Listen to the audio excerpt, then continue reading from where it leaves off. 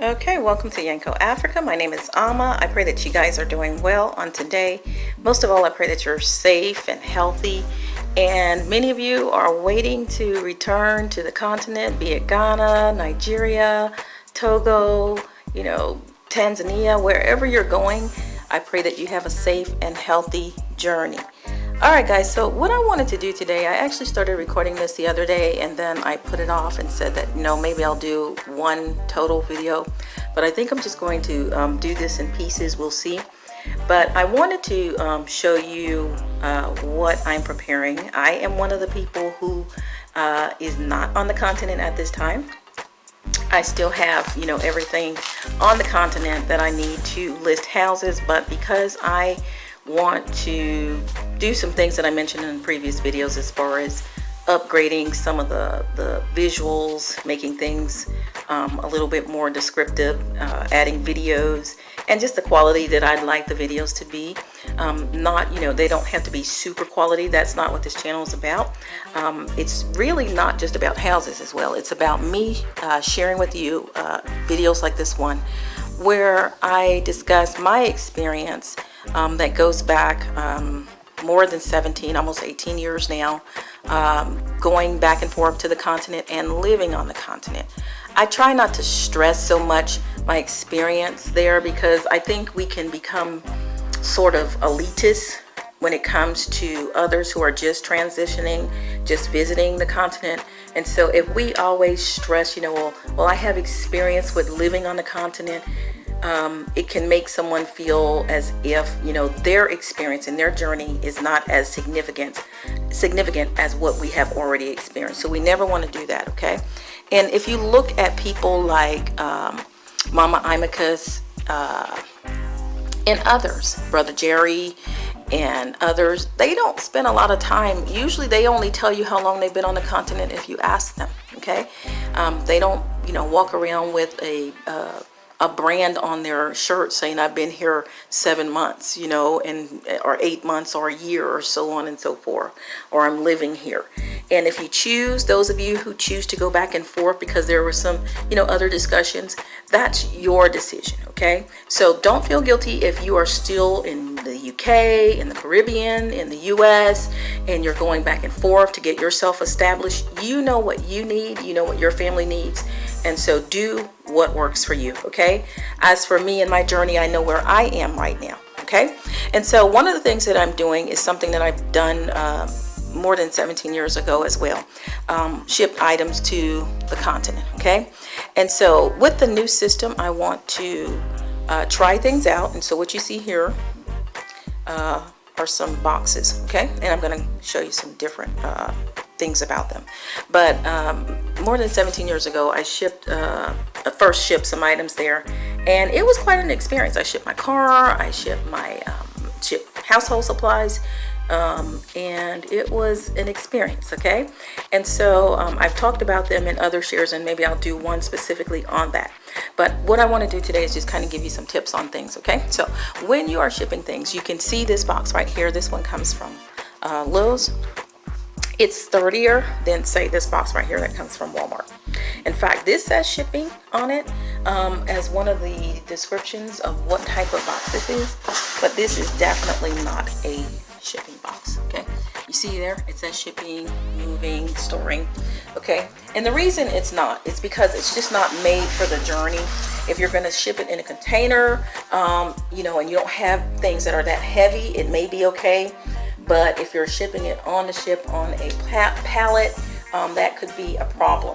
And also it has these openings right here, okay? You want to try to avoid that for a number of reasons. You don't want anything crawling in there, and you don't want people having easier access or an easier way to pry into your goods and stuff. Also, it's not as sturdy, okay? So this one is the cheapest, least expensive box, right? This came from Walmart. This cost about $2 more at $3 and something. This was about $1 and something, almost $2. This was $3 something from Lowe's. It's sturdier. It's a good box if you need something like this. But I needed some boxes that were a bit bigger. So these are just a few examples. The ones on the bottom here are 24 by 24 by 24. So they're 24 cube. Okay. and they're sturdy, they're roomy, and you can get lots of things in them. Okay, let me stand back just a little bit so you can see that. Okay. All right. So these are the type of boxes, but when you're shipping, some of the things you want to do is you want to make sure that you have good quality boxes. Okay. 2, you have the sizes that you need. All right. 3, you want to make sure that you do not list your items. Like right here on each of these boxes, you can list, what's in them. If I were you, I would just number them and then hand the list, of course at the port, they're going to ask you, or the shipping company is going to ask you what's in each box. Okay, so let that be just between you and the shipping company. Do not list it on the box itself, because remember, people are going to be handling this for you, and you don't want to encourage anyone to steal. Okay. All right, and then so make sure you keep a list. I would number them and then keep the list yourself. And then at the port, even at the shipping company, just do a general list of items that's in it. You don't have to be specific about every item that's in each box, okay? And then also, you want to make sure that I've already named that, but you want to make sure that you choose a company that's credible and reputable, okay? They may have a good reputation, but are they living up to their reputation? And then you have the option of having them come to your home and pick the items up, or you can take it to the port, which is going to save you some money as well. Okay. And then you also have the option of shipping it and sharing a container. That's going to be one fee. Containers usually come in 40 feet and 20 feet sizes, or you can ship it on a pallet as well. Okay. Now, if you're shipping other items such as a car, which is something else that I am considering at this moment, then that's something else that would possibly save you some money if you put all of these items inside a container with a car. I shipped my car, the first time I shipped the car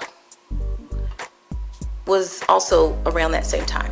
2003, 2004 is when it actually left Florida. Okay, so I drove to Florida to drop my car off, but I dropped my packages, my boxes and such off in my home state. Okay, so they were shipped from 2 different locations.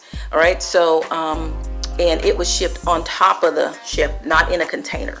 And at the port, by the time I received it, everything was stolen that could be stolen, which includes hubcaps, which includes the radio inside the car, which includes the electric locks for the windows, for the locks, cigarette lighter, anything that could be easily taken out was stolen. So if you are going to ship it on top of the ship or outside of a container, which is going to be less expensive, make sure you take off your hubcap, take your radio out, take your electric lock windows, things out. They pop open. Get somebody to do that for you and carry that yourself. And the reason why they steal it is so that they can sell it to port sellers, and then they just basically resell you something that has been stolen from someone else. Okay.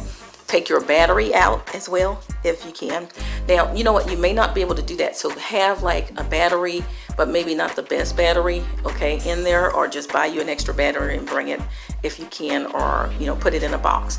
Another thing is your boxes will be opened at the port.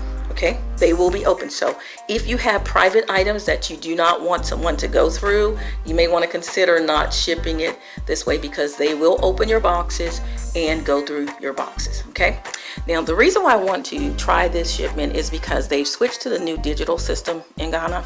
All right, and so the new digital system helps, in my opinion, will help prevent some of the fraud that takes place at the port, because now they have to put everything in the system. I have the printed sheets that I can show you of items that I've shipped, and you'll see everything is handwritten. Lots of room for fraud, lots of room for making up items, that in charges and so on and so forth. And they can still put in charges in the digital system, but it's going to show a record of it. And so see, when it's handwritten, they can just write up bills, and then they can also, collect the money, but never put those items in a computer or a database where it can be traced by their accountants, by their auditors and such. Okay, so I just want to just kind of show you guys, and the next time that you'll hear from me on this particular issue. We may be at the port, we may be somewhere else. I'm not sure, okay? So I hope this helps. If you have any questions, I probably won't be able to get back to them right away. It's a busy time for me, but hopefully I will be able to answer them at another time. All right, so thank you for tuning in, and y'all bless you all. Have a wonderful week. Shalom.